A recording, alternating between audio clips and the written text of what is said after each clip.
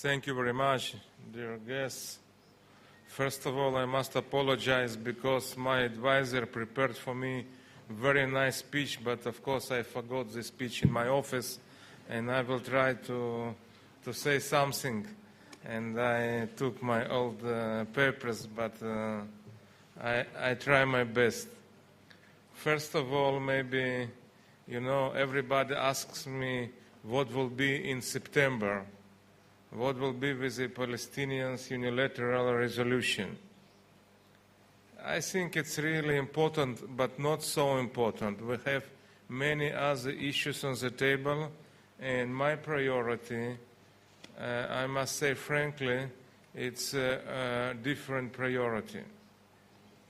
First of all, I think in our foreign policy it must be clear, in our security concept, the biggest challenge still the Iranian threats, Iranian nuclear program.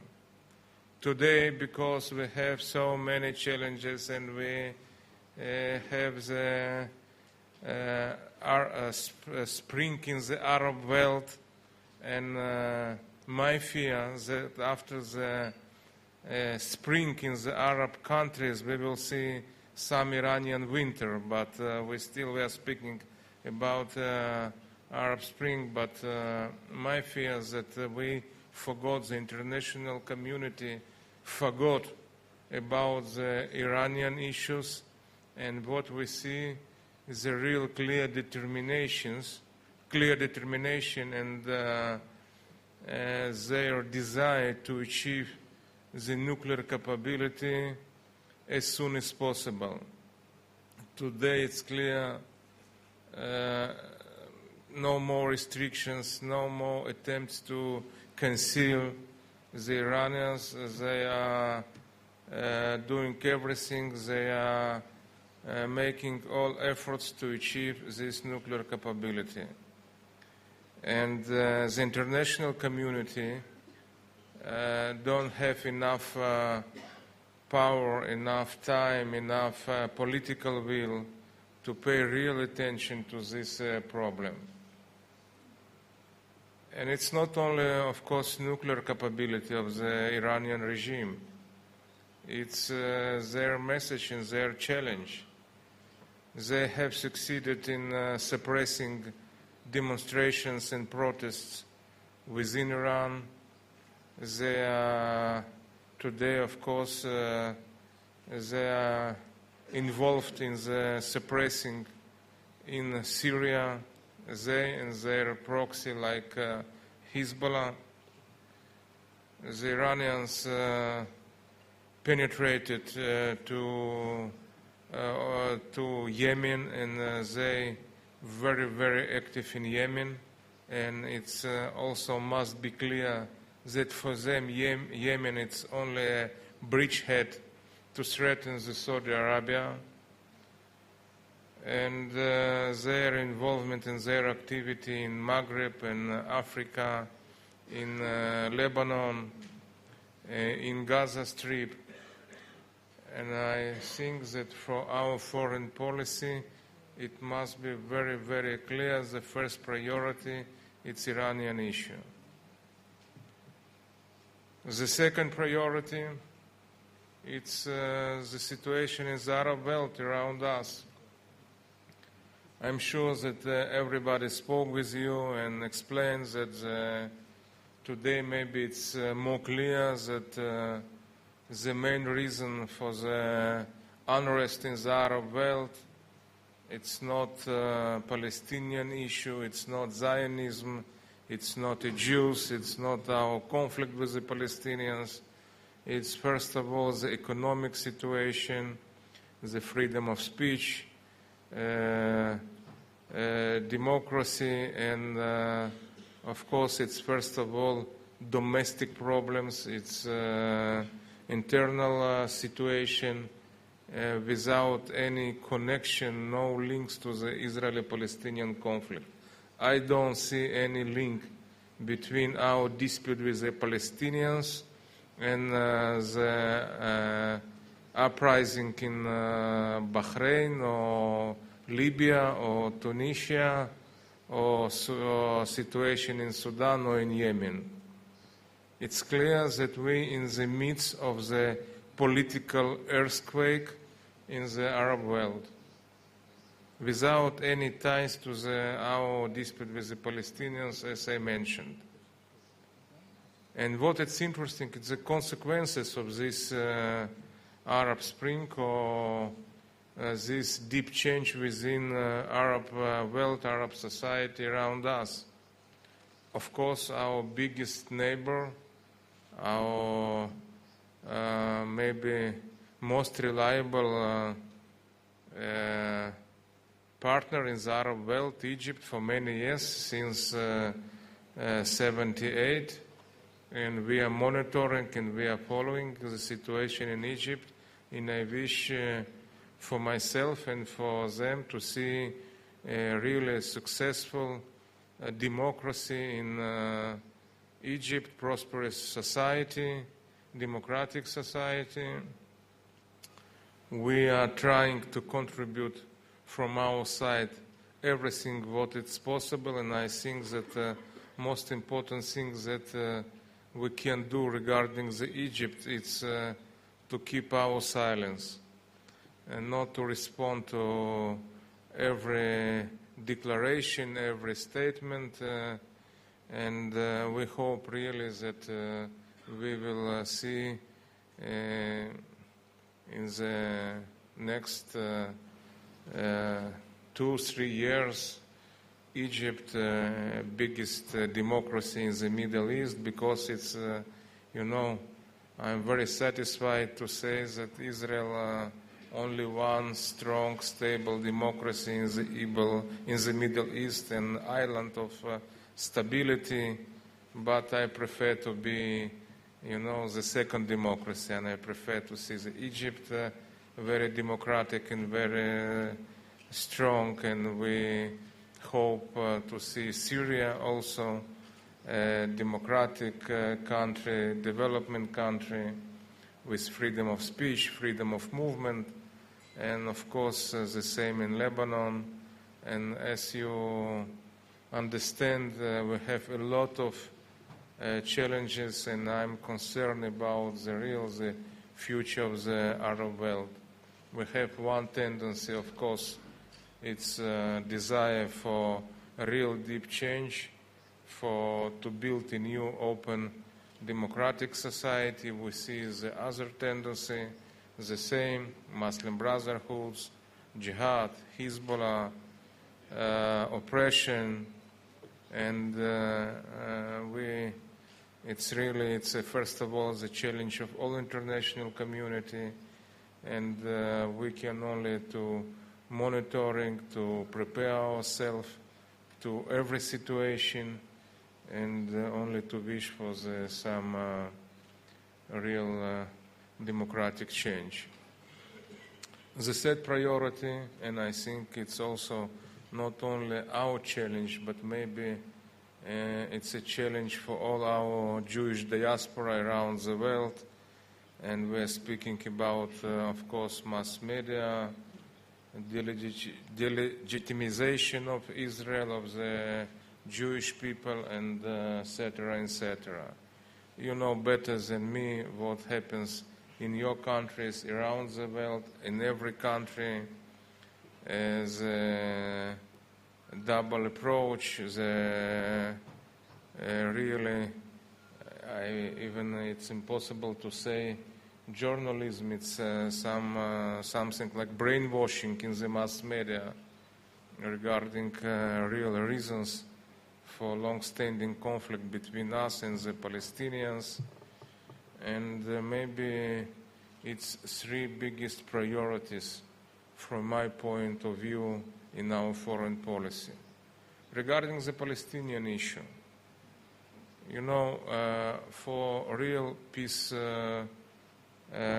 process, for real comprehensive solution, we need both sides.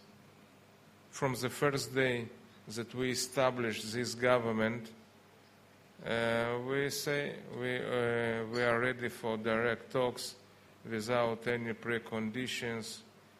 We ready to discuss every issue, and we have a lot of items on our bilateral agenda, but it's impossible to avoid direct talks, and we were ready even proximity talks and some indirect meetings, but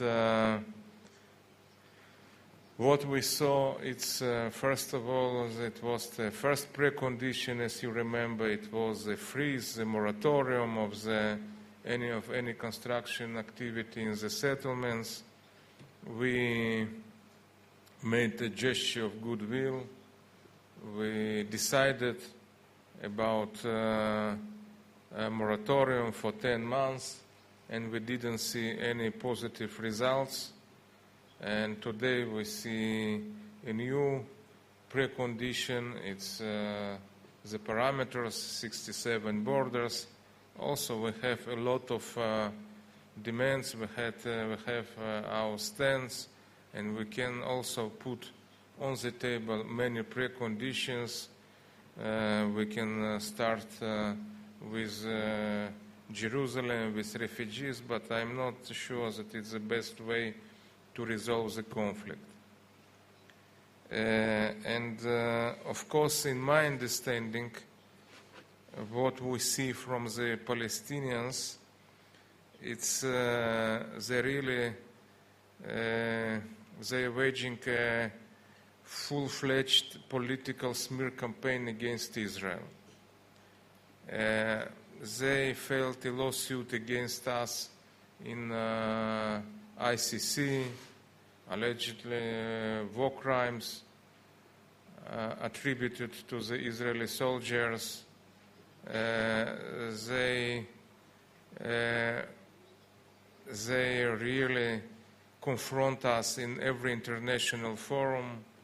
It's maybe it's UNESCO and the Human Rights Council, etc., etc. And I don't see and I don't feel that there is any intention to compromise, to find any solution, any desire to move forward with this government. And I would like to stress especially these two words, this government, because I hear around the world, and I completely agree that I am a very bad guy. And all this government, it's very bad guys. Maybe I am the most bad guy, but all this right-wing government. But I ask myself, what we saw before this government? And we had very dovish government before, second Netanyahu government, and I remember the Avigdor Liberman, Tzipi Livni, and the same Ehud Barak, and the others. What was the result of the previous government of Avigdor Liberman and Tzipi Livni government? It was Second Lebanon War, the military operation in Gaza Strip, 2 Muslim countries cut the diplomatic relations with Israel, Qatar, and Mauritania, and political process, and as a result, all political processes in Palestinian direction, upgrading of our bilateral relations with EU, everything in deadlock. And even before Ulmer government, we had Arik Sharon government, and I remember the disengagement. And I think that I told you one time that I remember my last conversation with Arik Sharon before he fired me from his government. It was before disengagement. And I asked him, Arik, why we undertook this insane process called disengagement. And he explained to me that he he wants to create an opportunity for the Palestinians to prove that they're able to create their own state. And he said to me, you will see the Gaza Strip will be another Singapore, another Hong Kong. And after disengagement and after the IDF withdrew until the last inch, instead of new Singapore, we have really some a new Hamastan, a new Hezbollah, and thousands of missiles on southern Israel. And in this case, it must be also, despite all our frictions with the Palestinians, we're trying to maintain our cooperation at least on two levels, economy and security. And this glaring contradiction between our economic and security cooperation and their political fight, their incitement against the State of Israel, it cannot continue forever. In this case, it must be clear that our security cooperation, our economic cooperation will suffer the same like on other levels. And I think it's, it's very easy to ruin everything that we accomplished so far, and it will be very difficult to restore these ruined relations later on. And maybe some two last remarks. What's the real intention of Mahmoud Abbas? Because I feel that he takes very, very strange position, even more tough positions than Arafat regarding the refugees, regarding the recognition of Israel as a national home for the Jewish people, regarding some swaps and other issues. I think that what is important for him, it's the destiny of Mubarak, of Ben Ali, and his maybe personal agenda, his personal conclusions that, he thinks about his place in history, how to provide a secure and a respectable future, and for him to achieve this reconciliation within Palestinian Authority between Hamas and Fatah, the unilateral recognition of a Palestinian state. It's much more important than any solution, comprehensive solution between us and the Palestinians. He will resign after these two achievements. He will say, you see, I am Democrat. In my resignation, you can see, you go for the elections, and he will be acceptable, respectable former president.